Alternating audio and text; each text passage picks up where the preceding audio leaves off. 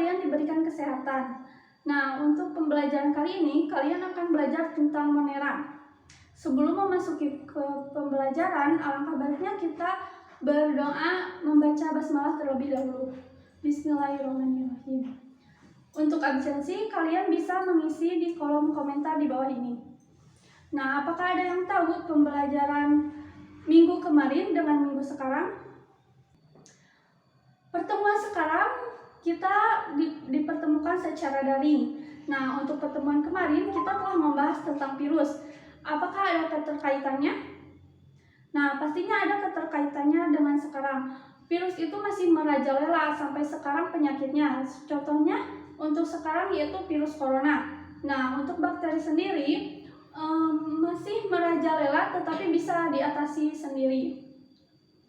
Untuk selanjutnya, nah, kalian sekarang akan mempelajari struktur cara hidup, reproduksi, dan peran bakteri dalam kehidupan sehari-hari. Untuk indikator yang kalian pelajari sekarang yaitu definisi Monera, menjelaskan ciri-ciri Monera, menjelaskan klasifikasi Monera, ciri-ciri bakteri, struktur, dan bentuk sel bakterinya.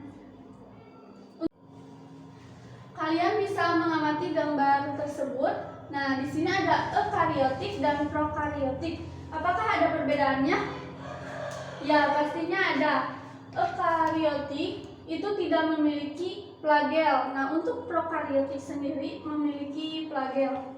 Untuk selanjutnya, kita akan bahas gambar yang tadi melalui slide selanjutnya. Nah, untuk Monera di sini terbagi menjadi dua, yaitu ada Eubacteria dan Archaebacteria. Untuk Eubacteria terdapat bakteri dan ganggang hijau biru atau juga disebut cyanobacteria. Untuk selanjutnya, next. Nah, definisi Monera, organisme uniseluler atau organisme satu sel. Monera berasal kata dari moneres, dari bahasa Yunani yang berarti tunggal. Monera merupakan struktur makhluk hidup yang sederhana. Selnya juga memiliki membran inti atau kariotik, sehingga disebut prokariotik. Untuk selanjutnya ada ciri-ciri Monera. Ciri-ciri Monera atau bakteri ini memiliki dapat hidup secara bebas. Yang selanjutnya ukuran lebar 0,2 sampai 2,5 mikron dan panjang 1 sampai 15 mikron. Selanjutnya dapat dilihat dalam mikroskop cahaya. Nah, untuk bakteri ini dapat dilihat dalam mikroskop cahaya karena ukurannya lebih besar daripada virus. Nah, untuk selanjutnya tubuhnya berupa sel.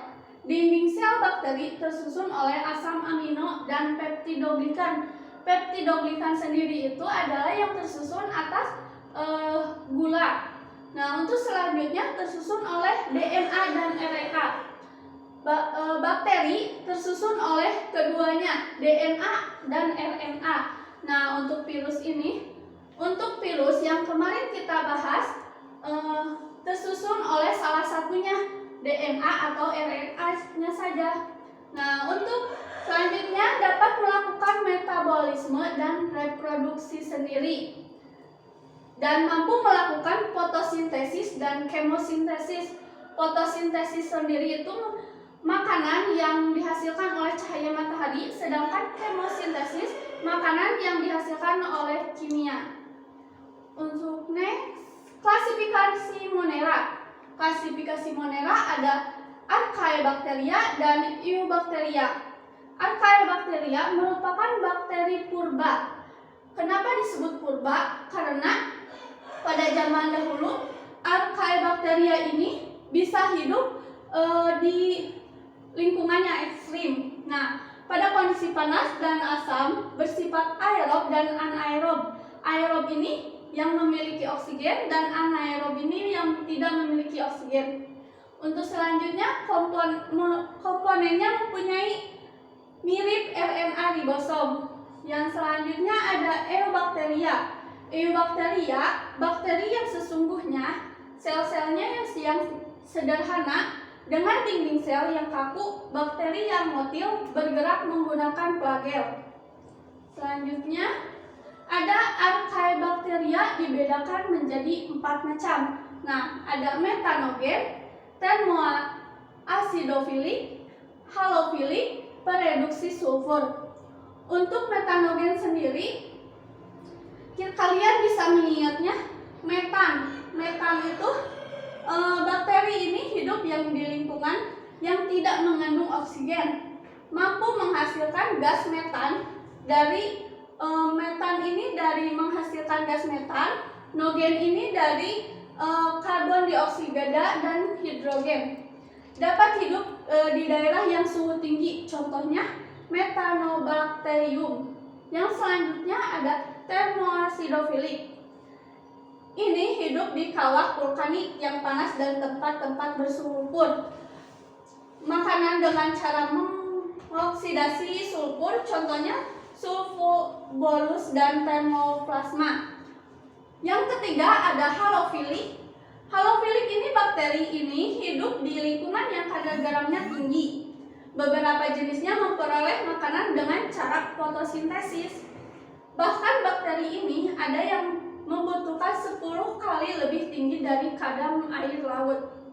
Contohnya Halobacterium.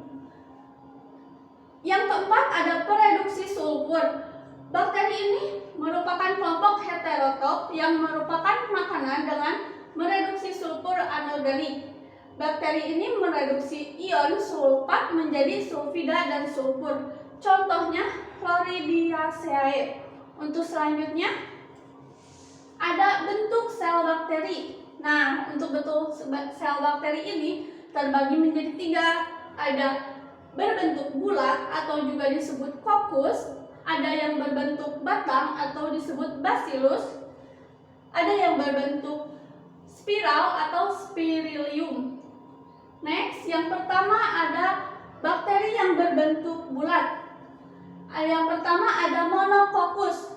Kalian bisa mengingat-ingat monococcus itu mono itu satu, jadi bentuknya itu bulat satu. Nah, diplo itu 2. Nah, jadi Diplococcus bulatannya bakteri ini terdapat 2.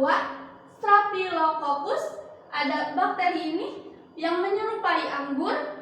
Nah, ada Streptococcus yang menyerupai rantai.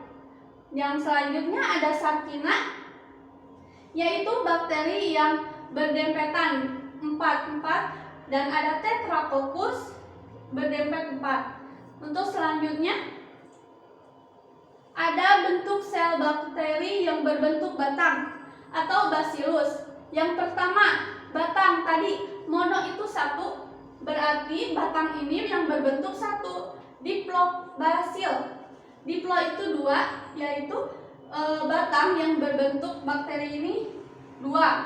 Streptobacil yang bentuknya ada 4 batang.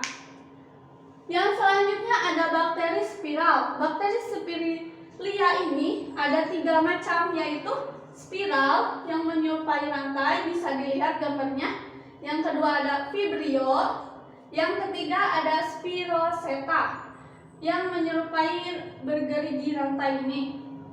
Selanjutnya ada dari kokus tadi ada monococcus yang hidup mandiri atau sendiri, ada Diplococcus yang hidup berpasangan, yang Tetracoccus hidup berkelompok 4, yang Sarkina tadi kokus yang berkelompok dengan bentuk kubus, yang keempat ada Streptococcus hidup saling bergandengan berbentuk bangunan seperti rantai, yang terakhir ada Staphylococcus dengan bergerombongan menyerupai buah anggur.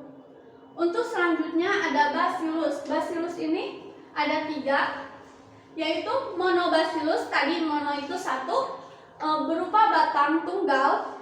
Diplobacillus yang berpasangan 2. Yang ketiga ada streptobacillus bergandengan seperti rantai. Nah, bisa dilihat gambarnya. Nah, untuk selanjutnya ada spirilium. Spirilium ini ada 3. Ada koma berbentuk lengkung kurang dari setengah lingkaran, spiral berbentuk lebih dari setengah lingkaran, Yang terakhir ada Spirochaeta, berbentuk pilihan panjang dan tipis, bisa dilihat pada gambar di sini. Selanjutnya ada berdasarkan ada tidaknya jumlah dan letak flagel.